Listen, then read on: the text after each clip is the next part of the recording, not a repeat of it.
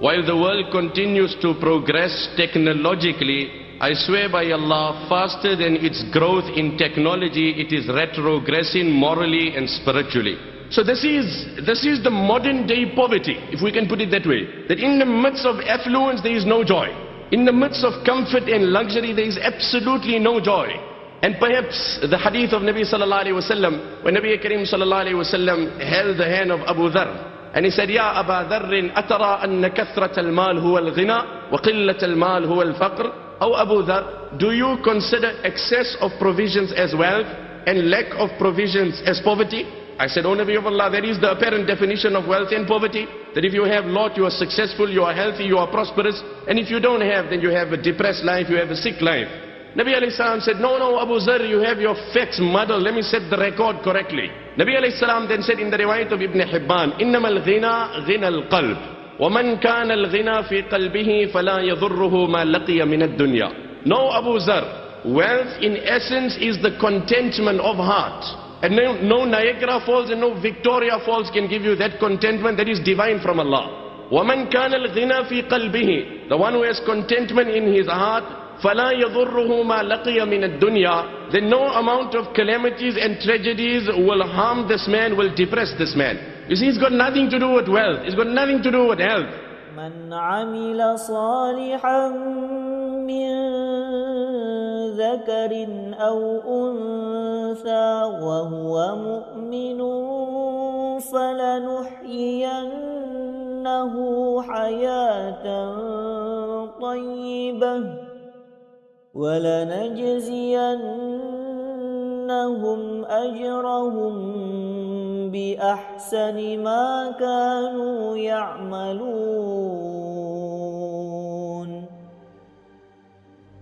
In fact, the ayah that I recited that I really want to explore, and that is what Allah says, whoever will obey Allah, Allah promises a good life.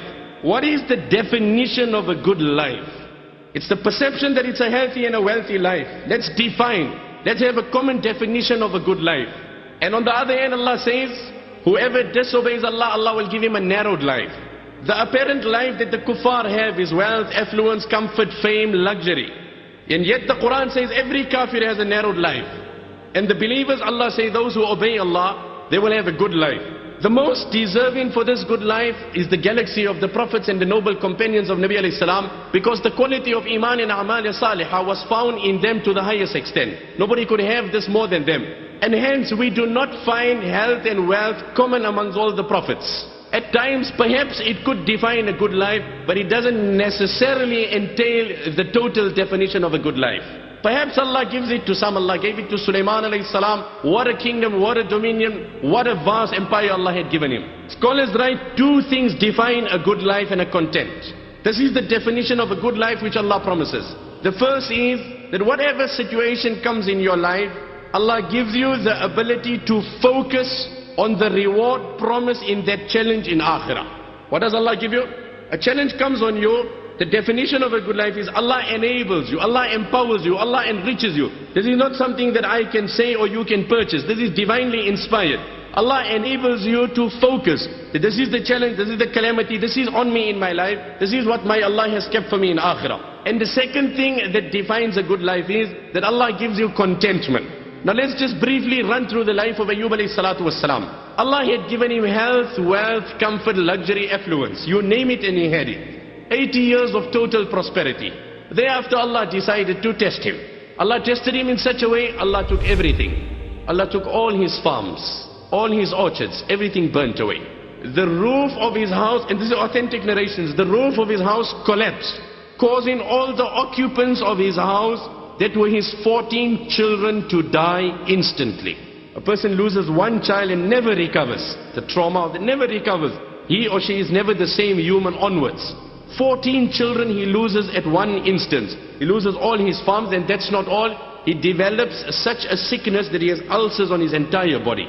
The only pillar of support that he had was his wife. His wife was the granddaughter of Yusuf alayhi salam. وَقَدْ رَافَقَتْ هَذِهِ الْمَرْأَةُ حياة نعمته وصحته وزمن بؤسه وبلائه فكانت في الحالين مع زوجها شاكرة صابرة. This woman seen the era of prosperity. When things are good, then the partners say, oh, wonderful husband, wonderful. What more to complain? Why? Because life is prosperous, everything is going well. But when difficulties comes, when challenges sets in, now this is the time to support your partner. More than often in Western circles, these marriages dissolve. Why? Because there are challenges. But look at through this bond. When Allah gives contentment in the midst of difficulties, what joy there is. So what happens to Ayyub alayhi salam? The pillar of support was his wife. And she stands by his side. She stood in the days of prosperity as well as the days of difficulty. But as life continued, 7 years of difficulty, Ayyub alayhi salam, the sickness took a toll on her. We often sympathize on a person that is sick. We forget to sympathize with those living with a sick person.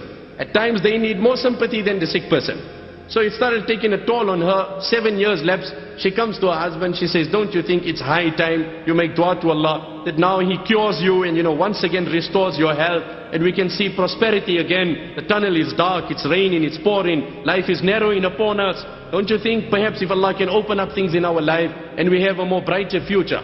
But this is a Nabi of Allah. He asked his wife, Kam labithtu fil raqa. Oh my wife, how long did we enjoy health and prosperity? So she said, 80 years, 8 decades. Kam labithtu fil bala. How long did we live in difficulty and how long am I sick and how long is it since we lost our children? So she said, it's 7 years if I recall correct since these difficulties came in our life.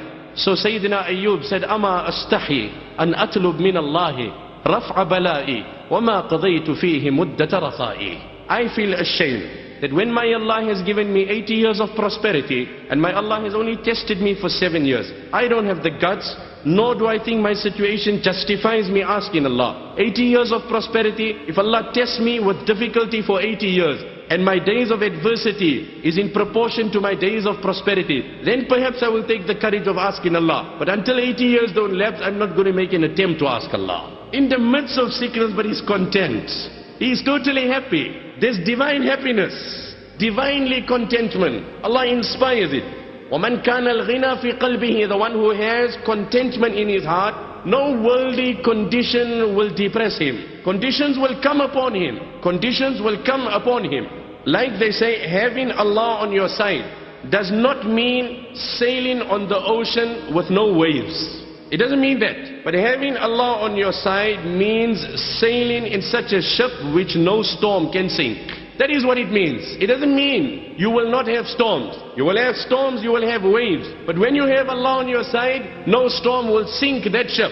That is divine contentment that Allah will give. And nothing of the world can give you this. It was after 7 years, however, when he saw his wife resorted to taking from her hair and selling it, that he said, Rabbi, massani al-durru wa anta arhamur rahimin. Even look at the way that he asked Allah to cure him. He didn't say, oh Allah, cure me. Oh Allah, you have harmed me. Oh Allah, you brought this sickness, take it away from me. No.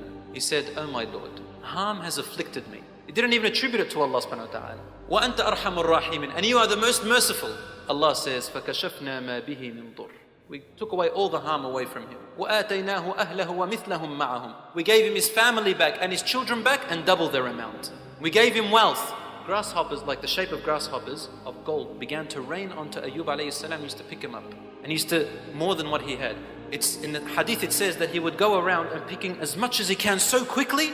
And then Allah sent Jibreel alayhi salam and said to him, Ya Ayyub, are you not already being given enough blessings? Why are you trying to hog everything up? In other words, take all it. Don't worry, we're giving you blessings. Why are you so quick in wanting to gather it all? He said, Ya Rabb, who is there that can take enough of your ni'mah, enough of your blessings? I'm gathering your blessing, Ya Rabb.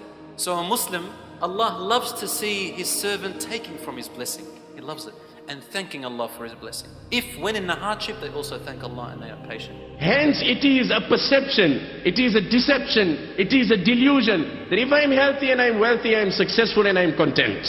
هي القناعة فالزمها تعش ملكا لو لم يكن منها إلا راحة البدن. It is contentment. Grab onto it. I swear by Allah, if you have it, you're a king without a throne also.